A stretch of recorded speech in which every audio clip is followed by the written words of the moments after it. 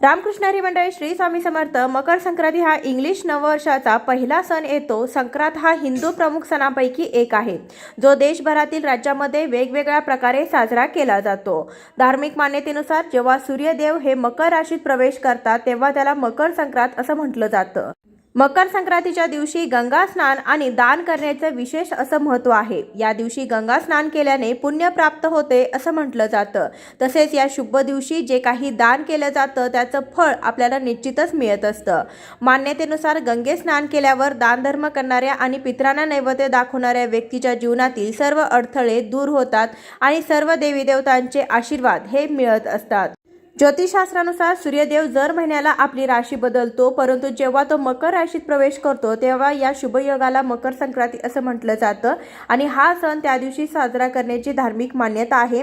मकर संक्रांतीला दान, स्नान, पूजा आणि तर्पण याचं विशेष असं महत्त्व आहे.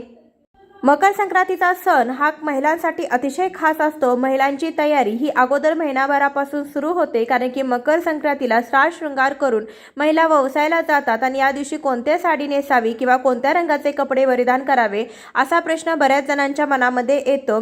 आजच्या व्हिडिओमध्ये आपण फक्त मकर संक्रांती या सणाविषयीची माहिती पाहणार आहोत. म्हणजे मकर संक्रांती यावर्षी कशावर आलेले आहे, संक्रांतीचा पुण्यकाळ काय आहे, संक्रांतीचं फळ काय आहे, संक्रांतीने कोणत्या रंगाचे वस्त्र परिधान केलेले आहे, संक्रांती कशा स्वरूपात यावर्षी आलेली आहे, त्याचं वैशिष्ट्य काय आहे, तिने कोणता टिळा लावलेला आहे, कोणतं वस्त्र परिधान केलेलं आहे, वाहन कोणतं आहे, किंवा या पर्वकाळामध्ये कोणतं दान द्यायचं आहे, किंक्रात कोणत्या दिवशी आहे, भोगी कोणत्या दिवशी आहे, अशी बरीचशी माहिती या व्हिडिओमध्ये आपण पाहणार आहोत. त्यासाठी व्हिडिओ शेवटपर्यंत पहा. चॅनलवर नवीन असाल तर नक्की सबस्क्राईब करा. चला तर मग वेळ न घालवता आजच्या व्हिडिओला सुरुवात करूया. श्री शके 1946 च्या मकर संक्रांतीचं फळ मंगळवार दिनांक 14 जानेवारी 2025 म्हणजे शके 1946 पौष कृष्ण 1 रोजी सकाळी 8:54 सूर्य मकर राशीत प्रवेश करणार आहे. संक्रांतीचा पुण्यकाळ मंगळवार दिनांक 14 जानेवारी 2025 रोजी सकाळी 8:54 संध्याकाळी 4:54 आहे. सूर्याचे मकर संक्रमण बालव कारणावर होत असल्याने वाहन वाघ असून उपवाहन घोडा आहे. तिने पिवळे वस्त्र परिधान केलेले असून हातामध्ये गदा घेतलेली आहे. केशराचा टिळा लावलेला आहे. वयाने कुमारी असून बसलेली आहे. वासाकरता जाईचे फूल घेतलेले आहे. पायस भक्षण करत आहे. सर्पजाती आहे.